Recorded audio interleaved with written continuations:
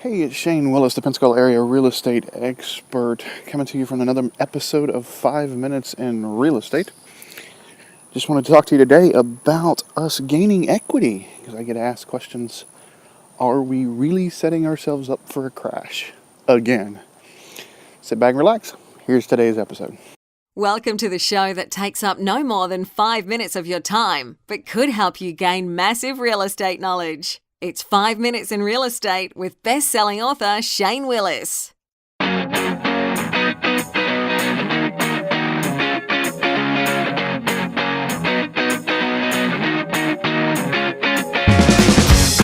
right, so I get all these emails and phone calls, at least on a weekly basis now, asking me if we're setting ourselves up for another crash.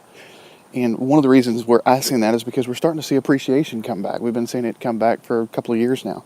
Matter of fact, if you are subscribed to our email list, I'm going to be sending you some stuff, some information about national numbers on how we have appreciated, and the average household's appreciated about $14,000 in the last year. Us here in Florida, we've actually seen a little bit higher.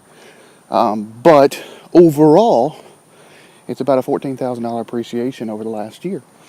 So we're starting to see some appreciation again. So of course, we're all gun shy, right? For those of you who don't know my past or my background, I actually owned a mortgage company for almost a decade. And I owned it right before the crash.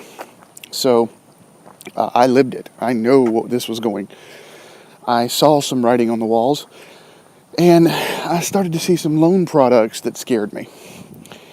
And some of those products that I saw, and I was a boots on the ground guy. I was not Wall Street.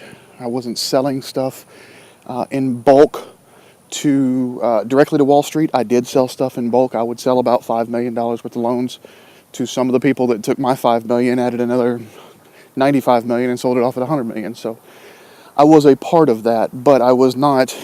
There were some loan products out there that just scared me. And this is my thought on what I'm seeing now, what we're looking at now. People are still investing in their homes. They've got equity in their homes. Property is going back to putting people through college. I have worked with some clients. I worked with some clients 10 years ago, 12 years ago, and it's still worked out to where we buy a property, when a baby's born or when someone's 1 or 2. We buy an investment property.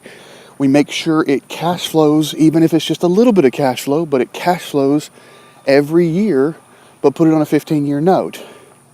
You wind up doing that, then by the time they go to college, your tenant has paid the house off. You can either refinance the house, get your cash back out to send the child to college, or you can sell the property, child's college paid for, you're not burdening them with debt. That's some stuff I'm starting to see now with some of the equity in people's homes. They're taking some of that equity out, going to college. Now here's the big difference, why I do not think we're back at 2008. In 2008, when I did a lot of loans, there were a lot of loan products out there that were 100, 105, 115, all the way up to 125% LTV. And for those of you who don't know what LTV is loan to value. So if your property is worth $200,000, there were some people willing to lend you $250,000 on your $200,000 house. And then we went to and by the way, you really don't have to prove your income or your assets or anything. Just, you got a good credit score? Great. It doesn't matter that the only thing on your credit was that one Chase card because you're only 18 years old. Since you have a 720, you're good. You obviously pay your bills. You've paid one bill your entire life. Anyways, some of those products had no business in the marketplace, and I'm not seeing those now. We're still seeing a good portfolio. The banks are not going to go back through what they had to because they still, I know we talk about, and all the news talks about bailouts and how they got money, but that's not, they still take a huge, huge loss. I own a couple of the bank's stocks, and so I look at some of their financials, and that line item where you're talking about losses from real estate, it was huge in 2011, 2012. They were losing money hand over fist. So they're not going to go back through that again. But do we see some low down payment for homes? Yes. Am I still seeing low down payment for investment properties? Not so much. I'm still seeing the, at least 20% down for an investment property or 10% down for an investment property. But we are gaining some equity. And since we are gaining some equity, people are starting to invest in themselves, businesses. It's for the right purpose. It's what this was designed to do now. So do I see anything on the horizon as far as a 2008 right now? No.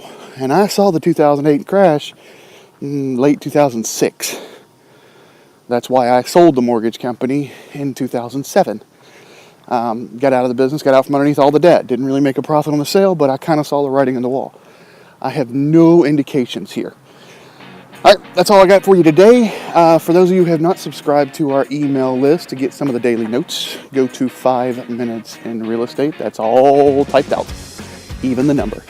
5minutesinrealestate.com. The other thing I ask for you is make sure you subscribe. We are on iTunes. Still working on getting Google Play and Stitcher. Those should be up real soon. And the final thing I'm going to ask is if you find value in these shows, make sure you share them with someone. That's all I got for you today. We'll talk to you later.